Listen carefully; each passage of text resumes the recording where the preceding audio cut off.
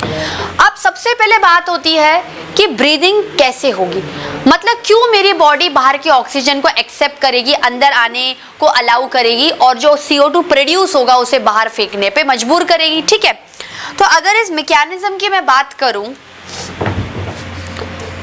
Mechanism में 2 steps होंगे। एक होगा इनहेलेशन या इंस्पिरेशन, मतलब टेकिंग इन ऑफ ऑक्सीजन, और एक में होगा एक्सहेलेशन या एक्सपायरेशन। ठीक है, इनहेलेशन, इंस्पिरेशन या एक्सहेलेशन, एक्सपायरेशन। बात क्लियर है स्टूडेंट्स? धीरे धीरे लॉजिक को समझते चलिए, बात समझ में आ रही है, क्योंकि ये बहुत इंपॉर्टेंट है। इस टॉपिक से रिलेटेड नीट में हमेशा क्वेश्चंस आए हैं। It is very very important from the NEET point of view also. कैसे भी घुमा फिरा के इस पे बेस्ड क्वेश्चंस हमेशा एग्जामिनर ने नीट में बिठाया है, तो ध्यान से गौर से सुनिएगा ये टॉपिक।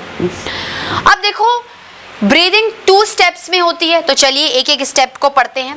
पहला स्टेप आएगा इंस्पिरेशन। पहला स्टेप क्या आएगा? इंस्पिरेशन। इंस्पिरेशन का मतलब है taking in oxygen. Outside environment में जो ऑक्सीजन है वो किस तरीके से आपके एल्वियोलाई ऑफ लंग्स में पहुंच रही है, मतलब या हम लोग ऐसे कह सकते हैं,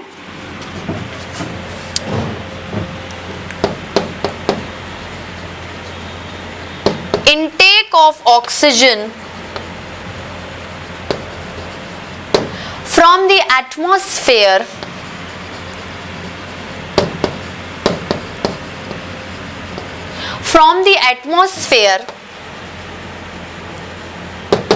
inside the lungs।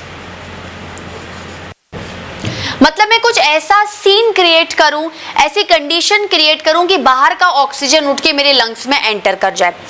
उसमें देखो, आपके अगर लंग्स की बात आ रही है तो थोड़ा सा लंग्स का एसोसिएशन पढ़ लेते हैं हम लोग। जैसे ये आपके लंग्स हैं,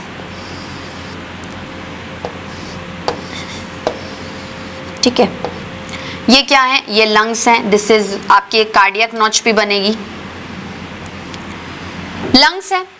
ये थोड़ा सा स्टूडेंट्स आगे पीछे बन गया है,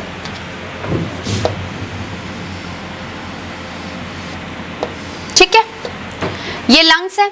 अब आपके लंग्स की क्या क्या लोकेशन है? लंग्स कहाँ लोकेटेड है? लंग्स थोरैक्स, थोरैक्सिक कैविटी में रहते हैं, और ये किसके थ्रू घिरे हुए रहते हैं? रिब्स के थ्रू।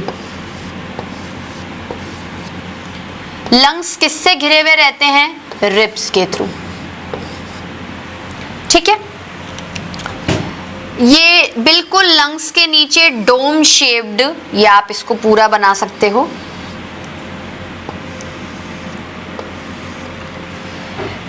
आपके लंग्स के नीचे dome shaped muscular septum present होगा, जिसे आप डायफ्राम बोलोगे। क्या बोलोगे? डायफ्राम, क्योंकि लंग्स आपकी थोरैक्सिक कैविटी में है, और मैंने आपको क्या बोला था? Diaphragm is a muscular septum which separates your thoracic cavity from your abdominal cavity. तो ये नीचे वाला पोर्शन से क्या स्टार्ट हो जाएगा? यहां से आपके कमर का पोर्शन स्टार्ट हो, जैसे location of liver, stomach, pancreas, ये सारी चीजें आती हैं, ठीक है। देखो, लंग्स किससे घिरे हुए हैं? अगर लंग्स की मैं एक डायमेंशनली वाइज उसको कैरी करूं तो दिस इज योर लंग्स। तो आपका ये जो पीछे डॉर्सल पोर्शन है लंग्स के, इसके पीछे क्या जा रही है? आपकी बैकबोन, आगे स्टर्नम, ब्रेस्ट बोन, ठीक है। साइड से आपके रिब्स कवर्ड है और लोअर साइड से डायफ्राम, ठीक है। तो क्या कहूंगी मैं?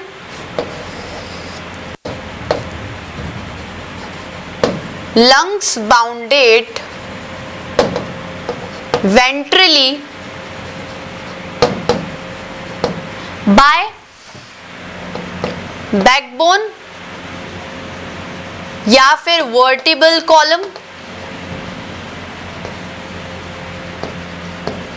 ठीक है। डॉर्सली, वेंट्रली, सॉरी स्टूडेंट्स, यहां पर डॉर्सली आएगा। डॉर्सली मतलब पीछे, वेंट्रली मतलब आगे।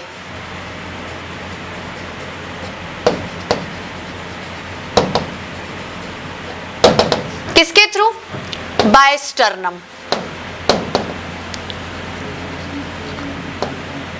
बाय स्टर्नम या फिर breast bone.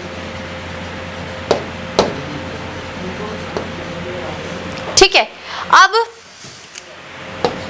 Sides, ribs, side से कैसे अरेंज होंगे? रिब से, और आपके लोअर साइड डायफ्राम।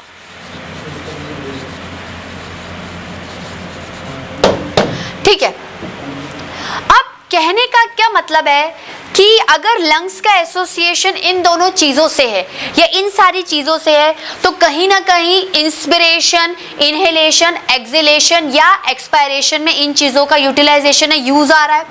सबसे पहली बात, अगर हम थोड़ा सा और डीप में इंस्पिरेशन पढ़ें, तो inspiration is an active process. It is an active process. Active process का मतलब है कि there is expenditure of energy, मतलब मुझे इनहेलेशन करवाने के लिए ऊर्जा की, कि कुछ काम करने की, कुछ एक्टिवनेस की जरूरत है। एनर्जी की क्या है? मुझे रिक्वायरमेंट है, एक्सपेंडिचर ऑफ एनर्जी। अब किस सेंस में एनर्जी को मैं यूज करूंगी, मतलब ऐसा क्या काम कर रही हूं मैं, ऐसा मैं क्या काम कर रही हूं लंग्स के? भाई एयर को किसके अंदर लेना है? बाहर से अंदर। तो लंग्स के इर्द गिर्द कोई ऐसा तो सीन क्रिएट हो कि लंग्स भी अलाउ करें कि अच्छा बाहर की ऑक्सीजन क्या हुआ, मेरे अंदर एंटर कर जाए, या फिर वाइसा वर्सा के टाइम पे भी लंग्स ऐसा कुछ सीन क्रिएट करें कि मेरे अंदर जो CO2 आई है वो क्या हो जाए, बॉडी से बाहर निकल जाए एटमॉस्फेयर की तरफ। तो इंस्पिरेशन के वक्त जब लंग्स अलाउ करेंगे कि बाहर की ऑक्सीजन मेरे अंदर एंटर कर जाए, तो वो एक एक्टिव प्रोसेस है। एक्टिव प्रोसेस मतलब it involves expenditure of energy. Energy का यूटिलाइजेशन है, कोई वर्क हो रहा है, किसी तरह की मेहनत हो रही है। वो वर्क किससे रिलेटेड है? वो वर्क कॉन्ट्रैक्शन ऑफ मसल से रिलेटेड है, मतलब कहीं ना कहीं किसी ना किसी स्ट्रक्चर से रिलेटेड कोई मसल्स हैं, वो कॉन्ट्रैक्ट हो रही हैं, कॉन्ट्रैक्शन में एनर्जी यूज हो रही है, एक्सपेंडिचर ऑफ एनर्जी हो रहा है, एक्टिव प्रोसेस हो रहा है। इसलिए मैं बोल रही हूं कि इनहेलेशन के टाइम पर आपको अपनी एनर्जी को यूज करना पड़ेगा, एनर्जी को यूटिलाइज करना पड़ेगा, इसलिए इनहेलेशन एक एक्टिव प्रोसेस है। ठीक है, अब किन मसल्स की मैं बात कर रही हूं? देखो, जो दो स्ट्रक्चर सबसे अहम रोल निभाएंगे, ऐसे दो स्ट्रक्चर्स जो बहुत ही एसेंशियल रोल प्ले करते हैं इनहेलेशन में, वो कौन से हैं? स्ट्रक्चर्स एसोसिएटेड रिब्स, नहीं, सबसे पहले आएगा डायफ्राम एंड रिब्स, हमारी बॉडी में 12 पेयर्स ऑफ रिब्स होती हैं। 12 पेयर्स ऑफ रिब्स होती हैं। ठीक है, किस तरीके से होती है? ये ऐसे होती है ना रिब्स, ये पूरा आपका रिब केज होता है। इस रिब केज के अंदर क्या बैठा हुआ है? लंग्स। रिब केज क्या होता है? बोन की बनी हुई रहती है, तो लंग्स को क्या होता है? प्रोटेक्शन मिलता है, वो फ्रिक्शन नहीं कर पाते, उन्हें स्टेबिलिटी मिलती है, एक क्या होता है वहां पर एक फर्मनेस मिलती है। तो ये जो रिब्स होती हैं, 12 पेयर्स ऑफ रिब्स होती हैं हमारी बॉडी में, और जो रिब्स होती हैं वो आपस में मसल से जुड़ी हुई होती हैं। मतलब अगर 12 पेयर ऑफ रिब्स होंगी तो मसल्स कितनी पेयर होंगी? 11। ठीक, 11 pairs of muscles, 11 pairs of muscles. अब ये मसल्स का नाम क्या है?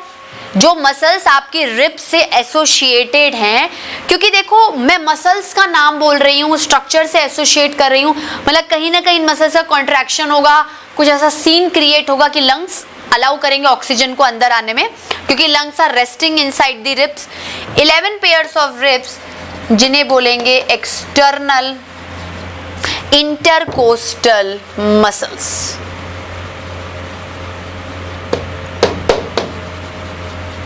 ठीक है, अब क्या सिर्फ मसल रिब से एसोसिएटेड है? अगर आप डायफ्राम को भी एक बहुत ही इंपॉर्टेंट स्ट्रक्चर में काउंट कर रहे हो, तो कहीं ना कहीं डायफ्राम में भी मसल्स हैं। कहीं ना कहीं डायफ्राम के अंदर भी ऐसी मसल्स हैं जो कॉन्ट्रैक्शन शो करेंगी और आपको इनहेलेशन का प्रोसीजर करवाएंगी। तो डायफ्राम में जो मसल्स होती हैं आप उन्हें फ्रेनिक मसल्स बोलते हो। क्या बोलते हो? Phrenic muscles. और डायफ्राम का डिस्क्रिप्शन क्या है कि it is a muscular dome shaped septum, मतलब थोड़ा सा एंगुलेशन में होगा, एक प्लेट लाइक स्ट्रक्चर होगी जो कि थोड़ी सी क्या होगी, ऐसे डोम की तरह होगी। यूं डोम बैठा हुआ है और इसके ऊपर दो लंग्स सीट कर रहे हैं, ठीक है, मस्कुलर डोम शेप्ड सेप्टम। ठीक है, बात क्लियर हुई? Should I rub this portion students? ये वाला हिस्सा मिटा दूं?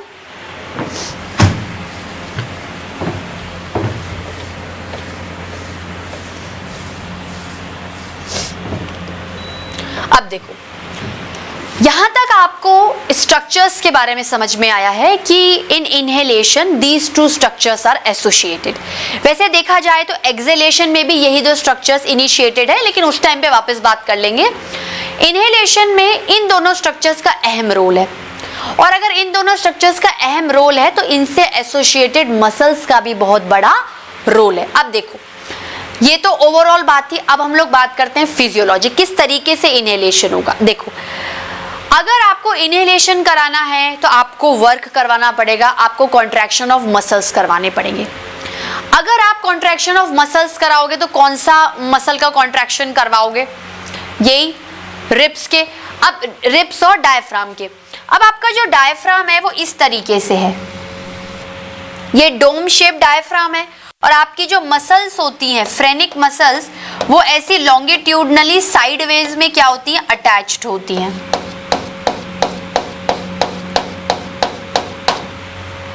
ठीक है, ये क्या है, आपका डायफ्राम है, और इससे एसोसिएटेड ऐसे थोड़ी सी लंबी निकलती मसल्स लॉन्गिट्यूडल पर थोड़ी सी ऐसी लेटरली एंगुलर फॉर्म में अरेंज्ड हो जाती हैं। अब क्या होता है, आपको इनहेलेशन करवाना है और कोई एक्टिव प्रोसेस कराना है which only and only proceeded by contraction of muscles. तो क्या होता है, सबसे पहले इन फ्रेनिक मसल्स का कॉन्ट्रैक्शन होता है।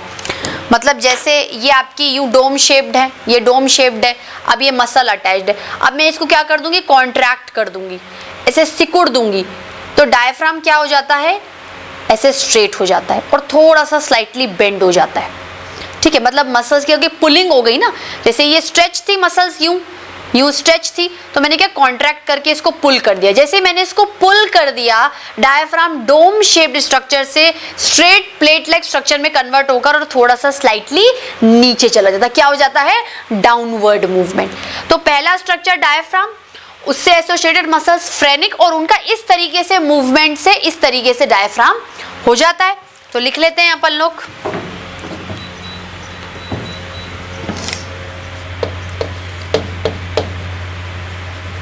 phrenic muscles of diaphragm, phrenic muscles of diaphragm contracted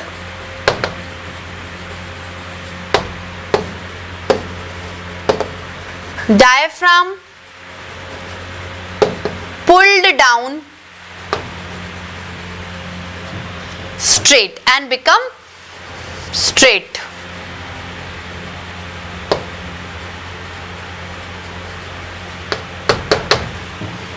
ठीक है, diaphragm pull down and become straight. अब क्या होगा, पहले तो ये वाली सिचुएशन क्रिएट हुई। सेकंड क्या सिचुएशन क्रिएट होगी, जो रिब्स की एक्सटर्नल इंटरकोस्टल मसल्स हैं वो भी एक्टिवली काम करेंगी, क्योंकि इनहेलेशन कराना है, वो भी क्या करेंगी, कॉन्ट्रैक्शन करेंगी। तो इंटरकोस्टल मसल्स ऑफ रिब्स क्या करेंगी, कॉन्ट्रैक्शन। क्या करेंगे स्टूडेंट्स, कॉन्ट्रैक्शन करेंगी। कॉन्ट्रैक्शन करने के बाद क्या करेंगे, जैसे ही मसल्स आपकी कॉन्ट्रैक्ट हुई, कॉन्ट्रैक्शन करने से क्या होगा, आपके ribs upward and outward movement कर देंगे। अपवर्ड मतलब रिब्स बाहर निकल के थोड़े ऊंचे हो जाएंगे, ठीक है। डायफ्राम मसल्स के कॉन्ट्रैक्शन से, डायफ्राम थोड़ा सा नीचे खसक कर स्ट्रेट हो जा रहा है, और रिब्स की मसल्स के कॉन्ट्रैक्शन के मसल्स थोड़ी अपवर्ड आउटवर्ड मूवमेंट शो कर रहे हैं। इन दोनों से होगा क्या? इन दोनों एक्टिविटीज से वॉल्यूम ऑफ लंग्स, जो लंग्स का एरिया है, कुछ भी चीज एकोमोडेट करने की जो स्पेस उसमें पड़ी हुई है, वो क्या हो जाएगी? इंक्रीज हो जाएगी। Volume of lungs increases. अब हमें यह भी पता है कि if we want to move one gas from another, तो गैस हमेशा अपने हाई प्रेशर रीजन से लो प्रेशर रीजन में जाती है। किस प्रोसीजर से? डिफ्यूजन प्रोसीजर से। इस प्रेशर का रिलेशन वॉल्यूम के साथ कैसा है? Volume is inversely proportional to pressure. अगर वॉल्यूम बढ़ेगा तो प्रेशर घटेगा, तो प्रेशर इनसाइड लंग्स डिक्रीजेस। अब लंग्स में प्रेशर कम है और आउटसाइड इन्वायरमेंट में प्रेशर ज्यादा है, ऑक्सीजन बड़ी इजीली डिफ्यूजन के प्रोसीजर को क्रॉस करके बाहर से लंग्स के अंदर आ जाएंगे, ठीक है। तो oxygen diffuses from outside to lungs, ठीक है students. Should I rub this? अब ये तो क्या बात थी? इनहेलेशन की बात थी। अगर हमें एक्सहेलेशन करवाना है तो एक्सहेलेशन में आप क्या करो? देखो, रोल तो इन्हीं चीजों का आएगा, क्योंकि जो चीज इनहेलेशन में पार्टिसिपेट करेंगे वो एक्सहेलेशन में भी करेंगी, लेकिन प्रोसीजर क्या है? चेंज हो जाएगा। और एक्सहेलेशन का प्रोसीजर क्या है? बहुत ज्यादा आसान है, ठीक है। कैसे होगा देखो। Exhalation is a passive process. Exhalation क्या है? पैसिव प्रोसेस है। किसी भी तरीके की एनर्जी का एक्सपेंडिचर, यूजेज, यूटिलाइजेशन नहीं है।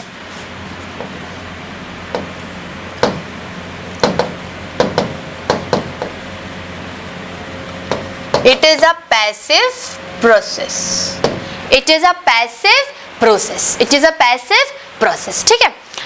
अब देखो, अगर ये पैसिव प्रोसेस है, मींस नो एक्सपेंडिचर ऑफ